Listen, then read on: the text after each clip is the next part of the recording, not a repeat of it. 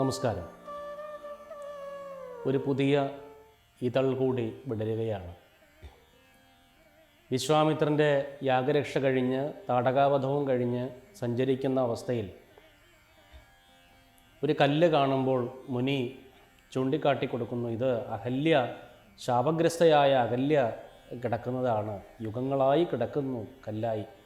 എന്നിട്ട് അഹല്യയുടെ കഥ മുഴുവൻ പറഞ്ഞു കൊടുക്കുന്നു. ഗൗതമൻ്റെ ഭാര്യയായിരുന്നുള്ളതും ഗൗതമരൂപം പരിഗ്രഹിച്ചു വന്ന ദേവേന്ദ്രനോടൊപ്പം അറിയാതെ ശയിക്കേണ്ടി വന്നതിനാൽ ഗൗതമൻ്റെ ശാപം കിട്ടിയതാണ് എന്നും നാരായണൻ ശ്രീരാമനായി വന്ന് നിന്നെ മോചിപ്പിക്കും, നിനക്ക് ശാപമോക്ഷം നൽകും എന്നുമൊക്കെ പറയുന്ന ഭാഗമാണ്. തുടർന്ന് അഹല്യയെ ശാപമോക്ഷം കൊടുക്കുന്നു. അതിനുശേഷമുള്ള അഹല്യയുടെ സ്തുതി രാമായണത്തിലെ ഏറ്റവും പ്രധാനപ്പെട്ട സ്തുതികളിൽ ഒന്നാണ്. അഹല്യാസ്തുതിയോടെയാണ് നമ്മൾ ഇന്ന് ആരംഭിക്കുന്നത്. അഹല്യാസ്തുതി. ജ്ഞാനഹോ കൃതാർത്ഥയായേൻ ജഗന്നാഥ, ജ്ഞാനഹോ കൃതാർത്ഥയായേൻ ജഗന്നാഥ, നിന്നെ കാണായി വന്നതുമൂലം അത്രയുമല്ല ചൊല്ലാം.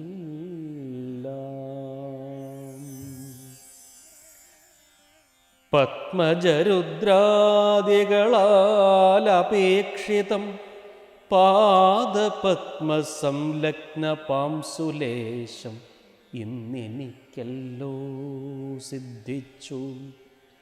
ഭവൽ പ്രസാദാതിരേകത്താൽ അതിനെത്തുമോ ബഹുകൽപ്പകാലം ആരാധിച്ചാലും.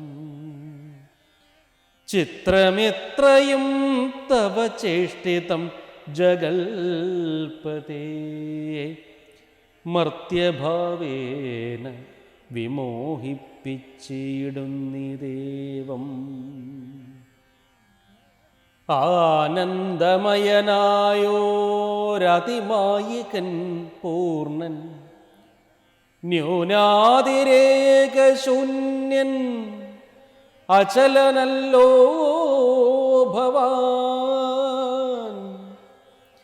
ത്വൽപാദാംബുജപാംസുപവിത്ര ഭാഗീരഥി, സർപ്പഭൂഷണ വിരിഞ്ചാദികളെല്ലാരെയും ശുദ്ധമാക്കിയിടുന്നതും ത്വൽപ്രഭാവത്താലല്ലോ.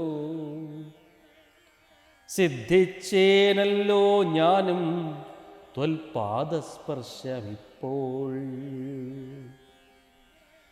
പണ്ടു ഞാൻ ചെയ്ത പുണ്യമെന്തു വർണ്ണിപ്പത്, വൈകുണ്ഠ തത്കുണ്ഠാത്മനാം ദുർലഭമൂർത്തേ വിഷ്ണു.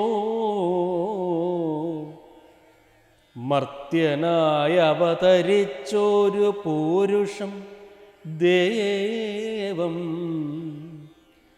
ചിത്തമോഹനം രമണീയദേഹിനം രാമം. ശുദ്ധമദ്ഭുതവീര്യം സുന്ദരം ധനുർധരം, തത്വമദ്വയം സത്യസന്ധം ആദ്യന്തഹീനം. നിത്യമവ്യയം ഭജിച്ചിടുന്നേനിനി നിത്യം, ഭക്തിയൈവ മറ്റാരെയും ഭജിച്ചിടുന്നേനില്ല. യാതൊരു പാദാംബുജമാരായൊന്നിതു വേദം, യാതൊരു നാഭിതന്നിലുണ്ടായി വിരിഞ്ചനം, യാതൊരു നാമം ജപിക്കുന്നിതു മഹാദേവൻ. ചേതസാ തത്സ്വാമിയെ ഞാൻ നിത്യം വണങ്ങുന്നേ. നാരദമുനീന്ദ്രനും ചന്ദ്രശേഖരൻ താനും ഭാരതീരമണനും ഭാരതീദേവി താനും ബ്രഹ്മലോകത്തിങ്കൽ നിന്നന്വഹം കീർത്തിക്കുന്നു കൽമഷഹരം രാമചരിതം രസായനം. കാമരാഗാദികൾ തീർന്ന് ആനന്ദം വരുവാനാ രാമദേവനെ ഞാനും ശരണം പ്രാപിക്കുന്നേ. കാമരാഗാദികൾ തീർന്നാനന്ദം വരുവാനായി രാമദേവനെ ഞാനും ശരണം പ്രാപിക്കുന്നേ. ആദ്യൻ അദ്വയൻ ഏകൻ അവ്യക്തൻ അനാകുലൻ വേദ്യനല്ലാരാലും എന്നാലും വേദാന്തവേദ്യൻ. പരമൻ പരാപരൻ പരമാത്മാവു പരൻ പരബ്രഹ്മാഖ്യൻ പരമാനന്ദമൂർത്തി നാഥൻ. പുരുഷൻ പുരാതനൻ കേവല സ്വയം ജ്യോതി സകല ചരാചര ഗുരു കാരുണ്യമൂർത്തി. ഭുവന മനോഹരമായൊരു രൂപം പൂണ്ട് ഭുവനത്തിങ്കൽ അനുഗ്രഹത്തെ വരുത്തുവാൻ അങ്ങനെയുള്ള രാമചന്ദ്രനെ സദാകാലം തിങ്ങിന ഭക്ത്യാ ജപിച്ചിടുന്നേൻ മനസ്സി ഞാൻ. സ്വതന്ത്രൻ പരിപൂർണൻ ആനന്ദനാത്മാരാമനതന്ത്രൻ നിജമായ ഗുണബിംബിതനായി ജഗദുദ്ഭവസ്ഥിതി സംഹാരാദികൾ ചെയ്യുവാൻ അഖണ്ഡൻ ബ്രഹ്മ വിഷ്ണു രുദ്രനാമങ്ങൾ പൂണ്ട് ഭേദരൂപങ്ങൾ കൈക്കൊണ്ടൊരു നിർഗുണമൂർത്തി വേദാന്തവേദ്യൻ മമ ചേതസി വസിക്കേണം. രാമ രാഘവ പാദപങ്കജം നമോസ്തുതേ. ശ്രീമയം ശ്രീദേവി പാണിദ്വയപത്മാർച്ചിതം മാനഹീനന്മാരാം ദിവ്യന്മാരാലനുധ്യേയം മാനാർദ്ധം മൂന്നിലകമാക്രാന്ത ജഗത്രയം. ബ്രഹ്മാവിൻ കരങ്ങളാൽ ക്ഷാളിതം പത്മോപമം നിർമ്മലം ശംഖചക്രകുലിശമത്സ്യാങ്കിതം മന്മനോനികേതനം കൽമഷവിനാശനം നിർമ്മലാത്മാനം പരമാസ്പദം നമോസ്തുതേ. ജഗദാശ്രയൻ ഭവാൻ ജഗത്തായതും ഭവാൻ ജഗതാവാദിഭൂതനായതും ഭവാനല്ലോ. സർവഭൂതങ്ങളിലും അസക്തനല്ലോ ഭവാൻ നിർവികാരാത്മാ സാക്ഷിഭൂതനായതും ഭവാൻ അജൻ അവ്യയൻ ഭവാൻ അജിതൻ നിരഞ്ജനൻ. വചസാം വിഷയമല്ലാതൊരാനന്ദമല്ലോ. അജനവ്യയൻ ഭവാൻ അജിതൻ നിരഞ്ജനൻ വചസാം വിഷയമല്ലാതൊരാനന്ദമല്ലോ.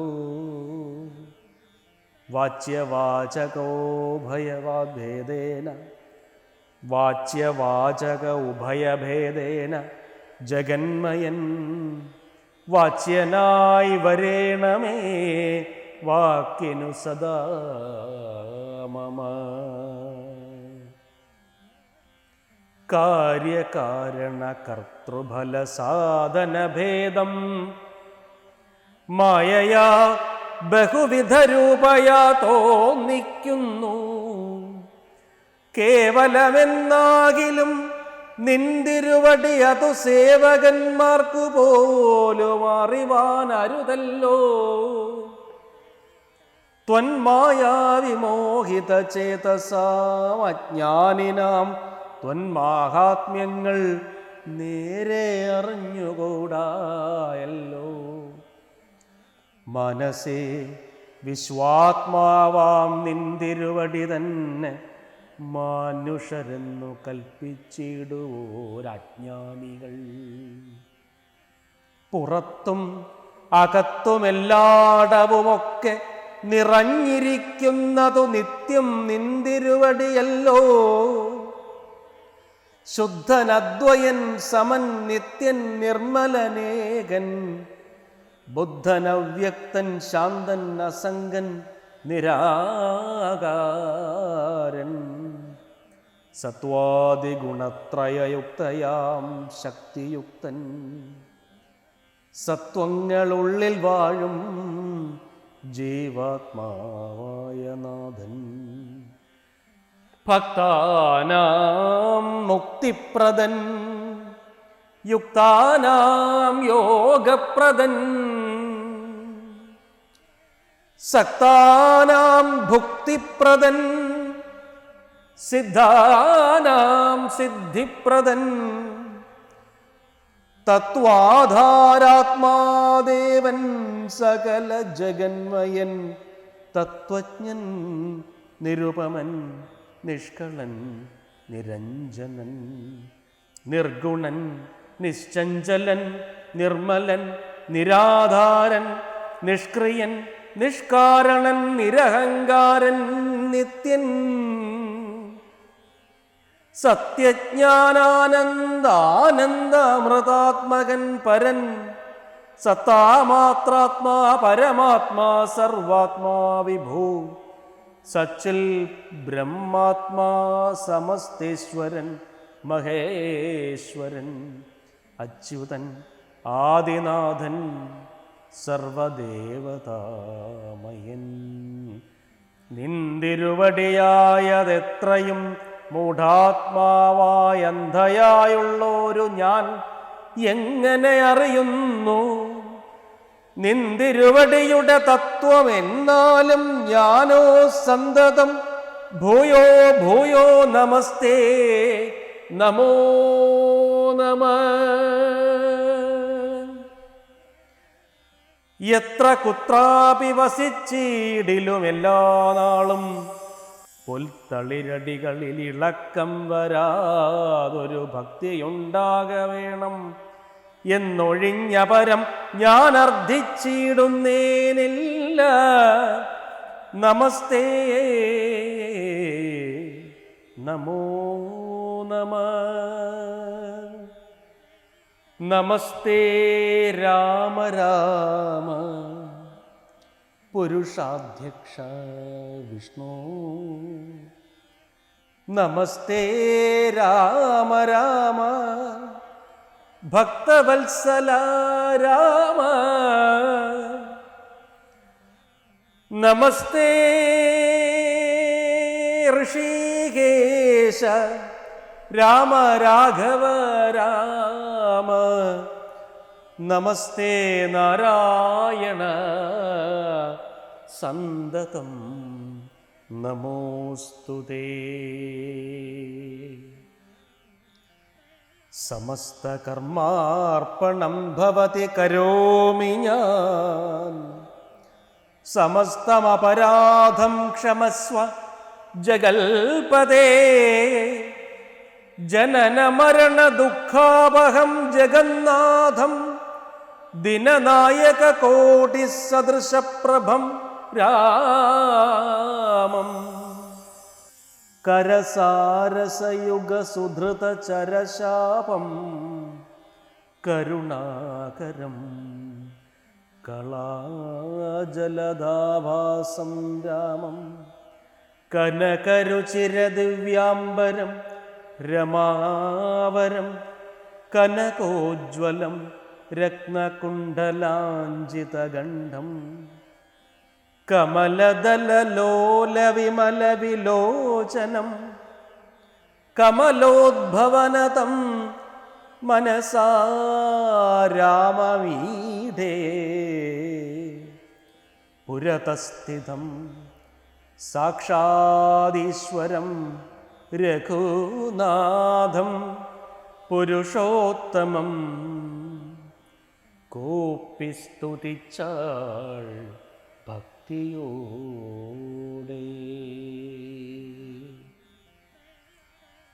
ലോകേശാത്മജയാകുമഹല്യതാനും പിന്നെ ലോകേശ്വരാജ്ഞയാലേ പോയിതു പവിത്രയായി ഗൗതമനായ തൻ്റെ പതിയെ പ്രാപിച്ചുടനാധിയും തീർത്തു വസിച്ചിടിനാൾ അഹല്യയും.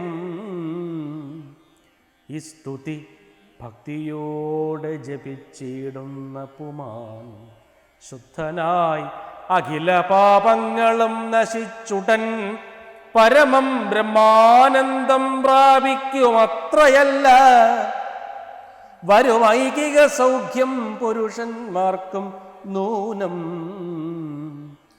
ഭക്ത്യാനാഥന് ഹൃദി സന്നിധാനം ചെയ്തുകൊണ്ട് ഈ സ്തുതി ജപിച്ചീടിൽ സാധിക്കും സകലവും. പുത്രാർത്ഥി ജപിക്കിലോ നല്ല പുത്രന്മാരുണ്ടാ, അർത്ഥാർത്ഥി ജപിച്ചീടിൽ അർത്ഥവുമേറ്റമുണ്ടാ.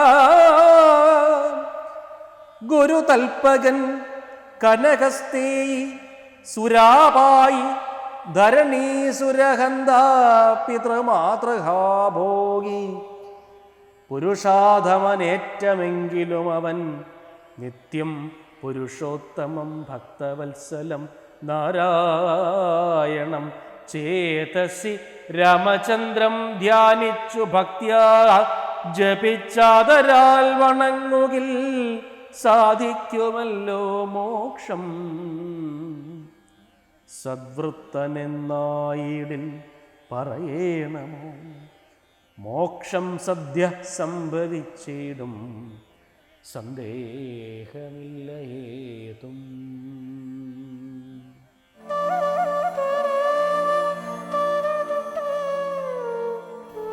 ഇവിടെ അഹല്യയ്ക്ക് ശാപമോക്ഷം കൊടുക്കുകയാണ്. അഹല്യ പറയുന്നുണ്ട്, ഞാൻ അഹോ കൃതാർത്ഥയായൻ, എൻ്റെ ജന്മം സഫലമായി, അങ്ങയെ കാണാൻ കഴിഞ്ഞല്ലോ, എന്നെപ്പോലെ നിസ്സാരയായ ഒരുവൾക്ക് അങ്ങ് ദർശനം നൽകിയല്ലോ, അങ്ങയെ കാണാൻ കഴിയുന്നതിൻ്റെ പുണ്യപൂരത്തിലാണ് ഞാൻ എന്ന് പ്രാർത്ഥിക്കുന്നു അഹല്യ. സത്യത്തിൽ അഹല്യ എന്ന വാക്കിന് ഹല്യം ചെയ്യാത്ത ഭൂമി എന്നും അർത്ഥം ഉണ്ട് എന്ന് പറയുന്നു. ഹല്യം ചെയ്യാത്ത ഭൂമിയാണ് അഹല്യ. ശ്രീരാമൻ പതിയെ എന്താണ് കാലൊന്ന് സ്പർശിക്കുന്നേ ഉള്ളൂ, അല്ലാതെ ചവിട്ടുകയല്ല. അതൊരു സ്ത്രീയാണ്, അത് അഹല്യയാണ് എന്ന് വിശ്വാമിത്രൻ പറഞ്ഞപ്പോൾ ശാപമോക്ഷം കൊടുക്കാനായി പാദം സ്പർശിക്കേണ്ടി വരുമല്ലോ എന്നുള്ളത് കൊണ്ട് മാത്രം കാലിലെ തള്ളവിരൽ കൊണ്ടൊന്ന് സ്പർശിക്കുന്നതാണ്. എൻ്റെ ഏറ്റവും വലിയൊരു പ്രത്യേകത. അതൊരു സ്ത്രീയാണ് എന്നറിയുമ്പോൾ രാമനുണ്ടാകുന്ന ഒരു ഉള്ളിലുണ്ടാകുന്നൊരു ഭക്തി. ശാപഗ്രസ്തയായിപ്പോയ ഒരു പാവപ്പെട്ട സ്ത്രീയാണ് എന്നുള്ളത് കൊണ്ട് വളരെ പതുക്കെയാണ് കാല് വയ്ക്കുന്നത്. ആ അഹല്യ എന്ന് പറഞ്ഞാൽ ഹല്യം ചെയ്യാത്ത ഭൂമി എന്നുള്ള അർത്ഥം എടുക്കുകയാണെങ്കിൽ രാമൻ ഈ സർവ്വതിലും എന്ന പോലെ ഭൂമിയിലും രമിക്കുന്ന രാമൻ തൻ്റെ ഏറ്റവും സുന്ദരമായ കാർഷിക സൗഭാഗ്യകമായ ദർശനം കൊണ്ട് ആ ഹല്യം ചെയ്യാത്ത ഭൂമിയെ പുഷ്പവതിയാക്കി എന്ന് വേണമെങ്കിലും പറയാം. രാമായണം ഇത്തരത്തിൽ 4-5 അർത്ഥമുഖങ്ങളുള്ള ഒരു കൃതിയാണ്. ഒരു വരിയിൽ നിന്ന് വ്യത്യസ്ത അർത്ഥങ്ങൾ ചിറകടിച്ച് പറന്നു പോകുന്നത് നമുക്ക് കാണാൻ സാധിക്കും. അത്തരത്തിലൊരു സന്ദർഭമാണിത്. അഹല്യയോട് തിരിച്ച് ഗൗതമൻ്റെ അടുത്തേക്ക് പോകാൻ പറയുന്നുണ്ട്. അഹല്യയുടെ സ്തുതിയിലുടനീളം കാണാം ഏതേത് തരത്തിലാണ് അഹല്യയുടെ മനസ്സിൽ ശ്രീരാമനുള്ള സ്ഥാനം എന്ന്. അവസാനം എഴുത്തച്ഛൻ പറഞ്ഞു വയ്ക്കുന്നത് ഈ സ്തുതി വായിക്കുകയോ കേൾക്കുകയോ ചെയ്യുന്ന ആളിന് ഉണ്ടാകുന്ന ഗുണങ്ങളെക്കുറിച്ചാണ്. പുത്രാർത്ഥി, പുത്രനെ കാക്ഷിക്കുന്നവൻ ജപിച്ചാൽ പുത്രന്മാരുണ്ടാകും എന്നും, അർത്ഥം കാക്ഷിക്കുന്നവൻ ജപിച്ചാൽ അർത്ഥമുണ്ടാകും എന്നും, ഇനി പരമമായ അപരാധം ചെയ്തിട്ടുള്ളവൻ ആരെങ്കിലും ആണെങ്കിൽ ഗുരുതൽപകൻ എന്നുവെച്ചാൽ ഗുരുവിൻ്റെ കിടക്കയിൽ ഗുരുഭഗ്നിയോടൊപ്പം ശയിച്ചവൻ, അപാരമായ പാപമാണത്. അതൊക്കെ ചെയ്തയാൾ, കനകസ്തേയി സ്വർണം മോഷ്ടിച്ചവൻ, സുരാപായി മദ്യപാനി എന്നാണ്, ബ്രാഹ്മണനെ കൊന്നവൻ, അച്ഛനെയും അമ്മയെയും വധിച്ചവൻ, ഇങ്ങനെയുള്ള നിഷ്ഠുരമായ പ്രവൃത്തികൾ ചെയ്തവർ പോലും ഈ സ്തുതി കേട്ട് കഴിഞ്ഞാൽ അവർക്ക് മുക്തി സിദ്ധിക്കും എന്ന് പറയുമ്പോൾ ഏതർത്ഥത്തിലാണ് എഴുത്തച്ഛൻ അഹല്യാസ്തുതിയെ നമുക്ക് മുമ്പിൽ അവതരിപ്പിച്ചിരിക്കുന്നത് എന്ന് ആലോചിക്കണം. അത്തരത്തിൽ ഏറ്റവും പ്രധാനവും മനോഹരവും സുന്ദരവും ആയ ഒരു ഭാഗമാണ് അഹല്യാമോക്ഷവും അഹല്യാസ്തുതിയും. തുടർന്ന് അഹല്യയ്ക്ക് ശാപമോക്ഷം കൊടുക്കുകയും അഹല്യ ഗൗതമൻ്റെ അടുത്തേക്ക് പോവുകയും ഇവർ സന്തോഷപൂർവ്വം ജീവിക്കുകയും ചെയ്യുന്ന ഒരു രംഗം എഴുത്തച്ഛൻ അവതരിപ്പിക്കുന്നുണ്ട്. രാമൻ ഒരു യാത്രക്കിടയിൽ വഴിയിൽ എന്തൊക്കെയാണോ താൻ അനുഷ്ഠിക്കേണ്ടത് അതൊക്കെ ഗുരുവിൻ്റെ, വിശ്വാമിത്രൻ്റെ നിർദ്ദേശാനുസരണം കൃത്യമായി ചെയ്തു പോരുന്നു. അല്ലാതെ ഞാൻ രാവണ നിഗ്രഹത്തിനാണ് ജനിച്ചത് അതുമാത്രമേ ചെയ്യൂ എന്നല്ല, എന്നെക്കൊണ്ട് എന്തെല്ലാമാണോ ചെയ്യാനുള്ളത് അതൊക്കെ അനുഷ്ഠിക്കലാണ് എൻ്റെ ധർമ്മം എന്ന തിരിച്ചറിവാണ് സത്യത്തിൽ ശ്രീരാമൻ ഏറ്റവും ഉത്തമനായി നമ്മുടെ മുമ്പിൽ നിർത്തുന്ന പ്രധാനപ്പെട്ട ഘടകം. തുടർന്നും വളരെ രസകരമായ മനോഹരമായ രംഗങ്ങളിലേക്ക് പോകുന്നു. അടുത്ത ഭാഗം വരുമ്പോൾ ശ്രീരാമചന്ദ്രൻ തൻ്റെ വിവാഹവേദിയിലേക്ക് പ്രവേശിക്കുന്നതാണ് അടുത്ത് നമ്മൾ ചർച്ച ചെയ്യാൻ പോകുന്നത്. അതിനായി എല്ലാവരും കാത്തിരിക്കുമല്ലോ. എല്ലാവർക്കും ഹൃദയം നിറഞ്ഞ ആശംസകൾ.